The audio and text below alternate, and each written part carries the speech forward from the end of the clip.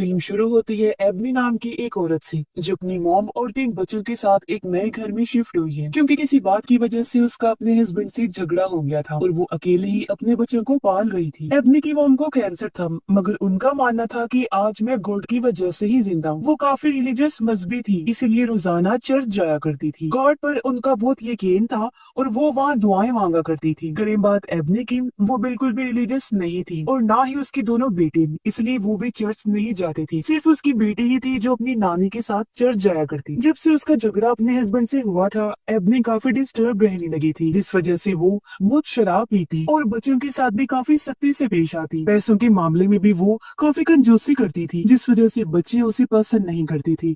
यहाँ तक कि अपनी माँ से भी उसकी नहीं बनती थी। अब एक दिन जब वो लोग खाना खा रहे थे तो एबनी का छोटा बेटा एंड्रेम दूध मांगता है पर एबनी ये कहकर मना कर देती है कि डॉक्टर ने कहा है कि तुम्हें दूध से एलर्जी है, ज्यादा दूध नहीं देना इसलिए और तुम्हें नहीं मिलेगा। इस पर एंड्रे कहते हैं मॉम ऐसा किसी डॉक्टर ने नहीं कहा, आप बस कंजूसी कर रहे हैं। ये सुन एबनी को गुस्सा आ गया, वो उसके मुंह पर थप्पड़ मारती है जिससे एंड्रे के मुंह से खून निकलने लगा। एबनी उसका मुंह साफ करती है और कहती है ओ आई एम सॉरी बेटा, ज्यादा ही जोर से लग गई है। रात को एबनी की बेटी अपनी डैड से शिकायत करती है, कहती है कि नए घर में आने के बाद भी मॉम वही सब हरकतें कर रही हैं। वो फिर से शराब पीने लगी हैं और हमारे साथ काफी बुरी तरह पेश आती हैं, यहाँ तक कि मारती भी हैं। वो ये बातें कर ही रही थी कि अचानक उसे स्मेल आने लगती है। उधर एबनी भी जब अपना काम कर रही थी तो उसे एक मक्खी परेशान करने लगती है। एबनी देखती है कि रूम में और भी कई सारी मक्खियां आ गई हैं जो बेसमेंट की तरफ से आ रही थी। एबनी जब बेसमेंट का दरवाजा खोलकर देखती है तो वहाँ से बहुत ही गंदी स्मेल आ रही थी। अब मक्खियों को कपड़े से बेसमेंट की तरफ करके एबनी दरवाजा बंद करके वहाँ से चली जाती। रात के 3 बजे एंड्रे की अचानक आंख खुल गई। उसे भूख लगी थी इसलिए वो फ्रिज से दूध निकाल कर पीने लगता है पर अचानक खिड़की पर जोर से आवाज होती है जिससे वो घबरा गया। एंड्रे जब बाहर जाकर देखते हैं तो वहाँ मरा हुआ कौवा पड़ा था जो ही खिड़की से टकराया था। अब अगले दिन जब ये तीनों बहन भाई स्कूल से वापिस आ रही थी तो कुछ लड़के एंड्रे के बड़े भाई को बुले करने लगे, यानी उसे परेशान करने लगती है। एक लड़का तो उसे पत्थर भी फेंक के मारता है जिससे उसके सर पर चोट आ गई, लेकिन वो अभी भी उन्हें कुछ नहीं कहते और चुपचाप वहाँ से चले जाते। घर में एबनी को अपने बड़े बेटे की अलमारी से शराब की बोतल मिलती है। जब उसके आते ही वो अपने बेटे से पूछती है कि मेरी शराब की बोतल तुम्हारी अलमारी में क्या कर रही है, तुम कब से पीने लग गई हो? हाँ। तब उसका बेटा बड़ी मासूमियत से कहता है मॉम मैं नहीं पीता बल्कि आपसे छुपा के रखी है ताकि आप ना पी पाए। अब एबनी अपनी बेटी से पूछती है कि इसके सर पर चोट कैसे लगी। जब उसने बताया कि गली के लड़के ने मारा है तो एबनी को काफी गुस्सा आ गया। वो फौरन गली में जाकर बुरी तरह उस लड़के को पीट देती है और कहती है कि आइंदा की बात मेरे बच्चों से दूर रहना। फिर जब वो बैठी थी तो मक्खियां फिर से उसे परेशान करने लगती हैं। इस बार भी ये मक्खियां बेसमेंट से ही आ रही थी। तभी वो देखती है कि एंड्रे अकेले में किसी से बातें कर रहा है। एबनी पूछ भी लेती है कि तुम किससे बातें कर रही हो? तो वो कहता है अपने दोस्त से जिसका नाम ट्रे है। ये सुन एबनी को अजीब तो लगा लेकिन वो ये सोचती है कि शायद एंड्रे ने अपना कोई ख्याली दोस्त बनाया होगा, इसलिए वो इस बात को टाल देती है। रात में एंड्रे बेसमेंट में चला गया और एबनी को फिर से अजीब आवाज आने लगती है। वो नीचे चेक करने आई तो बेसमेंट का दरवाजा खुला हुआ था जिसे जाते वक्त एंड्रे खुला छोड़कर गया होगा, तो वो दरवाजा बंद करके सोने चली जाती है। अगले दिन जब एबनी की मॉम अपना चेकअप करवाने हॉस्पिटल गई तो उन्हें पता चलता है कि उनके इलाज के लिए इंश्योरेंस वालों की तरफ से पैसे नहीं आ रहे बल्कि एबनी उन्हें बिना बताए उनके इलाज के लिए पैसे भर रही है। ये जानकर अब उसकी मॉम को समझ आती है कि आखिर क्यों एबनी इतनी कंजूसी करती है। रात को एबनी का बेटा देखता है कि आज वो फिर खूब शराब पी कर आई है जिस वजह से उसे काफी बुरा लगा। एबनी के आते ही उसकी मॉम कहती है मुझे पता चला है कि मेरे इलाज के पैसे तुम भर रही हो, मुझे समझ नहीं आ रही बेटी मैं तुम्हें क्या कहूँ, कैसे शुक्रिया अदा करूँ। इस पर एबनी कहती है आपको कुछ भी कहने की जरूरत नहीं है मॉम, ये मेरा फर्ज है। इतना बोलकर वो सोने के लिए चली जाती है। तभी उसे एक डरावना सपना आया कि कोई आदमी उसके कमरे में घुस आया है। अचानक डर से एबनी की आंख खुल गई। तभी वो देखती है कि दरवाजा खुला हुआ है जो अचानक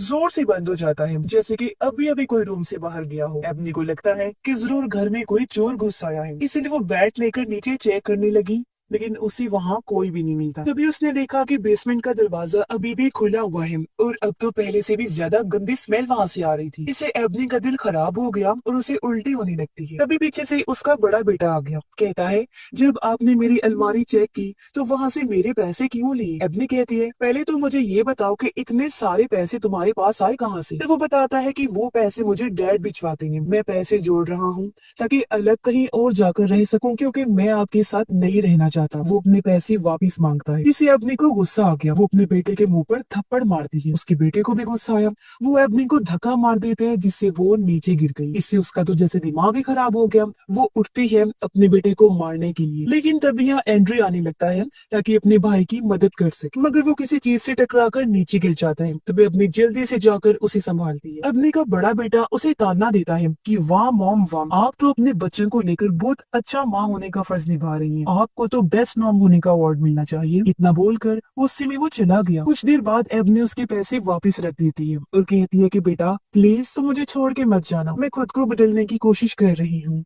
प्यार से रहूंगी तुम लोगों के साथ। अब मक्खियों और बदबू से परेशान होकर अगले दिन एबनी प्रेस कंट्रोल वालों को बुलाती है बेसमेंट को चेक करने, और वहाँ से मरी हुई बिल्ली मिलती है, लेकिन बिल्ली हटाने के बदले वर्कर बहुत सारे पैसे मांगता है। एबनी के पास इतने पैसे नहीं थी तो वो मना कर देती है, मगर फिर उसका बड़ा बेटा आकर वर्कर को पैसे देता है। अगले दिन यहाँ एक सोशल वर्कर भी आती है जो ये देखने आई थी कि एबनी अपने बच्चों के साथ कैसे रह रही है, ठीक से रह भी रही है या नहीं। असल में एबनी की बेटी ने क्योंकि अपने डैड को शिकायत कर दी थी तो उसके डैड ने केस करवा दिया था कि एबनी बच्चों की कस्टडी के लायक नहीं है, बच्चे उसके साथ नहीं रहने चाहिए, वो शराब पीती है और बच्चों को मारती पीटती है। सोशल वर्कर देखती है कि उसकी बेटे की बाजू पर निशान बना हुआ है, एंड्री को भी चोट लगी हुई है, जिस बारे में वो उनसे पूछती है, लेकिन बच्चे उसे कुछ नहीं बताते और बात को टाल देते हैं। लेकिन सोशल वर्कर समझ गई थी कि बच्चे कुछ छुपा रहे हैं, जरूर एबनी ने इन्हें मारा पीटा था, इसलिए वो एबनी को वार्न करके वहाँ से चली जाती है। बाहर आकर वो देखते हैं कि एक और औरत इन पर नजर रख रही है, लेकिन ये सोचकर वो टाल देते हैं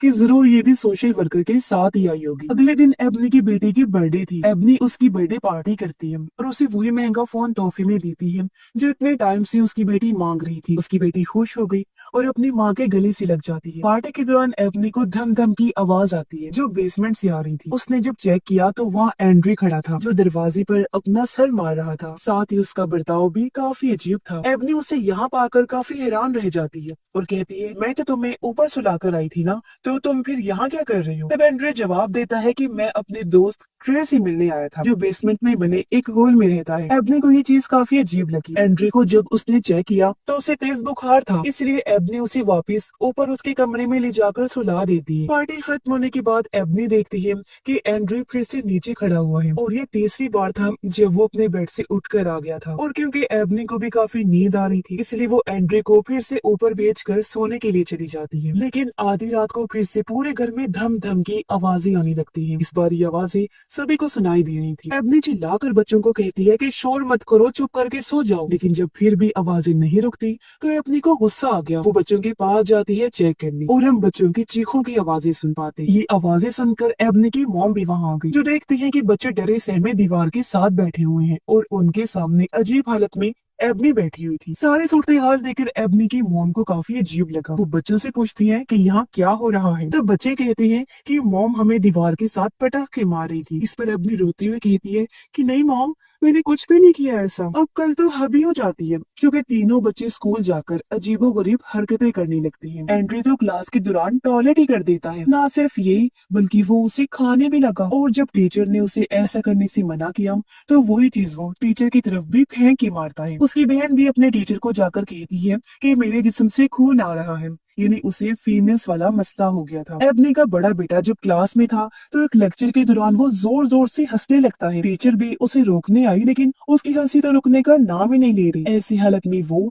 जमीन पर बैठकर और ज्यादा हंसने लगता है। इसके बाद तीनों बच्चों का चेकअप करवाने के लिए उन्हें हॉस्पिटल ले जाया जाता है। दिमागी टेस्ट के दौरान जब एंड्रे को एक कौवे की तस्वीर दिखाई जाती है तो वो उसे ट्रे कहकर बुलाता है। तीनों बच्चों के टेस्ट करने के बाद डॉक्टर एबनी को बताती है कि रिपोर्ट्स बिल्कुल नॉर्मल आई हैं और बच्चे बिल्कुल ठीक। ये सुन एबनी डॉक्टर से बहस करने लगी, कहती है कि मेरे बेटे ने टॉयलेट करके वो सब किया, ये कोई नॉर्मल बात नहीं है, जरूर आपसे कोई गलती हुई है, अब दोबारा टेस्ट करिए। इस पर डॉक्टर को गुस्सा आ गया, वो उल्टा एबनी से ही सवाल करने लगी। ये बच्चों के जिस्म पर चोटों के निशान है, आप पहले ये बताएं कि वो कैसे हुए। इस पर एबनी कोई जवाब नहीं देती और चुपचाप वहाँ से चली जाती। बाहर आकर एबनी की मॉम उसे कहती है कि तुम खामखा डॉक्टर से बहस कर रही थी, वो ठीक कह रही है कि रिपोर्ट्स नॉर्मल है और बच्चे ठीक है, क्योंकि मेरे हिसाब से बच्चों के साथ कुछ और ही हुआ है, कोई पैरानॉर्मल चीज। मतलब कि मुझे लगता है कि घर में कोई बुरी आत्मा है और वो ही ये सब कर रही है। घर आने के बाद एबनी की मॉम दीवार पर एक क्रॉस लगा देती है तब एबनी कहती है, मॉम ये सब फजूल की चीजें हैं, इनसे कुछ भी नहीं होता। फिर जब एबनी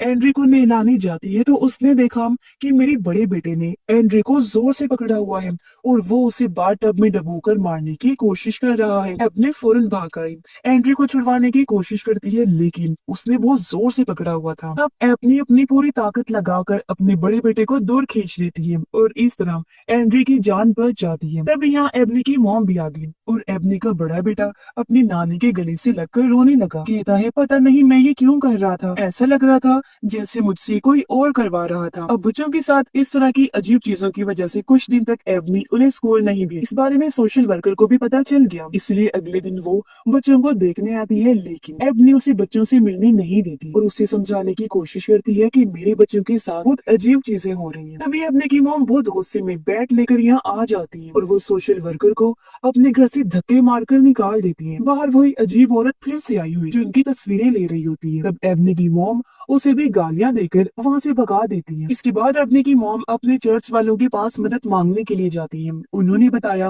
कि हमारे घर में कोई बुरी आत्मा है, तो आप हमारी मदद कीजिए। पर चर्च वालों ने मना कर दिया कि हम आपकी कोई मदद नहीं कर सकते इस मामले में, आप किसी और से जाकर मदद मांगे। उधर एबनी से मिलने वही अनजान औरत आती है जिसे ये सोशल वर्कर की ही साथी समझ रही, लेकिन वो कोई और ही थी। वो एबनी को बताती है कि मैं जानती हूँ तुम परेशान हो, तुम्हारे साथ अजीब चीजें हो रही हैं क्योंकि तुम्हारा घर भूतिया है, तुम मुसीबत में हो और मुझे तुम्हारी मदद करने के लिए गॉड ने भेजा है क्योंकि मैं एक प्रीस्ट। फिर वो एबनी को इस घर की तारीख के बारे में बताती है और उसे एक फैमिली की तस्वीर दिखाकर कहती है कि 20 साल पहले इस घर में एक फैमिली रहा करती थी और उनके छोटे बेटे के साथ भी वही सब हुआ था जो अब आपके बेटे एंड्रे के साथ हो रहा है। उन्होंने हर तरह से अपने बेटे का इलाज करवाया था, लेकिन उसे जरा सा भी फर्क नहीं पड़ा था। तब जाकर उन लोगों ने मुझसे बात की मदद मांगी। ये सुनकर एबनी कहती है, फिर आपने उस बच्चे का एग्जॉर्सिज्म किया होगा, यानी उस आत्मा को बच्चे के अंदर बुलाकर उसे भगाना। तब प्रीस्ट कहती है कि नहीं, मैं कोई एग्जॉर्सिस्ट नहीं हूँ जो एक्सॉर्सिज्म करती, बल्कि मैं तो एक प्रीस्ट हूँ और मैंने तब उस पर डिलीवरेंस किया था जो एक्सॉर्सिज्म से अलग होता है। इसमें उस बुरी आत्मा को भगाने के लिए हमें किसी के अंदर बुलाना नहीं पड़ता, बल्कि सिर्फ किसी होली चीज जैसे कि होली वाटर, इसी तरह की कोई और पाक साफ चीज से उस बुरी आत्मा को छूकर भगाया जाता है। यानी जिस पर हमें शक हो कि इसके अंदर आत्मा है, जैसे कि इस टाइम तुम्हारे बेटे एंड्री के अंदर लग रहा है। आगे प्रीस्ट बताती है, मगर उस टाइम मैं डिलीवरेंस करने में कामयाब नहीं रही थी, वो फेल हो गया था, जिस वजह से मैं उनके बच्चे को नहीं बचा पाई, वो मर गया। लेकिन बच्चे की मौत के बाद भी सब वैसा ही रहा। कुछ टाइम बाद उस बच्चे की मॉम को पता नहीं क्या हुआ, आधी रात को उसने अपने सोए हुए हस्बैंड को मार डाला, कुल्हाड़ी से उसका सर काट कर। फिर उसने अपनी बेटी को भी मार दिया और आखिर में अपनी भी जान ली। अब एबनी उस फैमिली के बच्चे का नाम पूछती है जिसकी सबसे पहले मौत हुई थी। तो प्रीस्ट बताती है कि उसका नाम ट्रे था। ये सुन एबनी चौंक जाती है। वो प्रीस्ट को बताती है कि एंड्रे ने अपना एक ख्याली दोस्त बनाया हुआ है जिसका नाम भी उसने मुझे ट्रे ही बताया था। प्रीस्ट कहती है वो कोई दोस्त नहीं है, दुश्मन है, क्योंकि वो एक शैतान है जो बच्चों के सामने बच्चों के ही रूप में आता है ताकि वो उन्हें धोखा दे सके, और वो ऐसे करते करते तुम्हारे बेटे को ले जाएगा। अब ये सुनकर एबनी को गुस्सा आ गया क्योंकि वो गॉड पर तो यकीन रखती नहीं, शैतान पर क्या रखती। इसलिए वो प्रीस्ट को कहती है ये क्या बकवास लगा रखी है और उसे और भी खरी खोटी सुनाकर वहाँ से जाने लगती है। पर जाते जाते प्रीस्ट जबरदस्ती उसे अपना एड्रेस देते हुए कहती है कि रख लो, तुम्हें इसकी जरूरत लाजमी पड़ेगी, तुम आओगी मेरे पास देखना। उधर घर में एबनी की मॉम को एक शैतानी आवाज सुनाई देती है जो उनका नाम पुकार रही थी। वो काफी घबरा गई और जल्दी से होली किताब लेनी चाहती है, मगर वापिस आने पर घर के सारे डीमंस उन पर हमला करके उन्हें जान से मार डालती हैं। एबनी जब घर आई तो देखती है कि दीवार पर लगा हुआ क्रॉस जल रहा था जिससे पूरा धुआं घर में फैल रहा था, और जब वो आग बुझाने जाती है तो अपनी मोम की लाश को पड़ा हुआ देखती है जिससे वो बहुत ज्यादा घबरा गई, रोने लगती है। तभी सीढ़ियों से एंड्रे उतर कर आया और ऊपर से दोनों बच्चों के चिल्लाने की आवाज आई, इसलिए फौरन एबनी बच्चों को लेकर वहाँ से जाने लगती है। तभी रास्ते में एंड्रे का बर्ताव काफी बदल गया। वो एबनी को कहता है कि तुम्हारी माँ की मौत की जिम्मेदार तुम खुद ही हो, और एकदम से उसकी आंखें पूरी तरह काली पड़ जाती हैं। ये देख एबनी काफी डर गई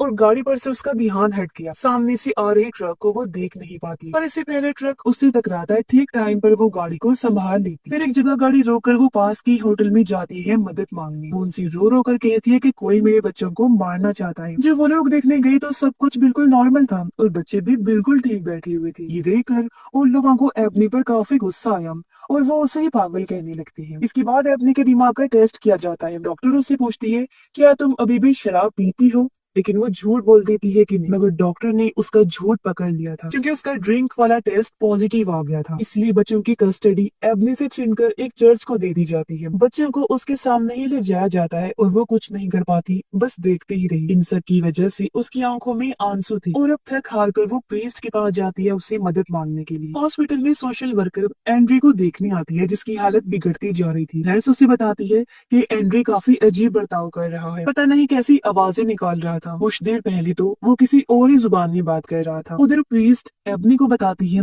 कि तुम्हारे घर में बहुत सारे डेमंस हैं और उन्हीं में से किसी एक ने तुम्हारे बेटे एंड्रे को पोजेस्ट कर लिया है, यानी कि अपने कंट्रोल में, और उसी के जरिए वो तुम्हारे बाकी दोनों बच्चों को भी कंट्रोल कर पा रहा है। वो तुम्हारे जैसे कमजोर लोगों को अपना शिकार बनाता है, लेकिन अब मैं तुम्हें ताकतवर बनाऊंगी और तुम्हें गॉड पर यकीन करना सिखाऊंगी। प्रीस्ट उसे यहाँ हिम्मत देती है और प्रे करना, दुआएं मांगना सिखाती है। हॉस्पिटल में सोशल वर्कर एंड्रे से बात करनी जाती है तो वो शैतानी आवाज में कहता है कि मैं एंड्रे नहीं हूँ। वो पूछती है तो फिर तुम कौन हो? तब एंड्रे के अंदर का डीमन कहता है पहले मेरी बेल्ट खोलो, मैं फिर तुम्हें बताऊंगा कि मैं कौन हूँ। इस पर सोशल वर्कर कहती है मैं तो ऐसा कुछ नहीं करने वाली हूँ। तब वो डीमन अपना फुल जोर लगाकर खुद ही अपनी बेल्ट को तोड़ देता है। वो बेड पर से सीधा जमीन पर कूदता है, फिर उल्टे हाथ पांव दीवार पर चढ़ने लगता है। ये देख वो काफी डर जाती है और जल्दी से आकर डॉक्टर को इस सब के बारे में बताती है, लेकिन डॉक्टर उसकी बातों का यकीन ही नहीं करता। अब एबने नर्स के हुलिये में हॉस्पिटल आई और चालाकी से एंड्रे को हॉस्पिटल से बाहर निकाल आती है, जहाँ बाहर गाड़ी में प्रीस्ट उसका इंतजार कर रही थी क्योंकि वो डिलीवरेंस करने वाली थी। और ये दोनों फिर एंड्रे को लेकर उसी भूतिया घर में आ जाते हैं। प्रीस्ट एबनी को बताती है कि डिलीवरेंस के दौरान डीमन हमें फंसाने के लिए हमारे साथ चाल चलने की कोशिश करेगा। वो तुम्हारे किसी फैमिली मेंबर का भी रूप ले सकता है, तो परेशान मत होना और जरा संभल कर रहना। इसके बाद प्रीस्ट डिलीवरेंस करते हुए एंड्रे के ऊपर होली वाटर डालती है जिससे डीमन तड़पने लगता है और अचानक वो एबनी की मोम का रूप ले लेता है। वो उन्हें गालियां देता है और दोनों का मजाक बनाने लगा, लेकिन प्रीस्ट उसकी बातों पर ध्यान ना देकर डिलीवरेंस जारी रखती है। लेकिन अचानक डीमन खुद को आजाद कर लेता है और जोर जोर से हंसने लगता है। उधर चर्च में उन दोनों बच्चों के साथ भी अजीब होने लगा। एबनी की बेटी की आंखों और मुंह से खून आने लगता है, साथ ही उसके भाई के हाथ भी डीमन जैसे हो गए थे। उसके बड़े बड़े नाखून आ गए थे जिनसे वो अपने ही सीने को खुरच कर जख्मी करने लगता है। प्रीस्ट एबनी को ऊपर भेज देती है और अकेले ही डीमन का सामना करने लगती है, लेकिन जो डीमन था वो फिर से एंड्रे का रूप ले लेता है और वहाँ से गायब हो चुका था। अब इससे पहले प्रीस्ट कुछ समझ पाते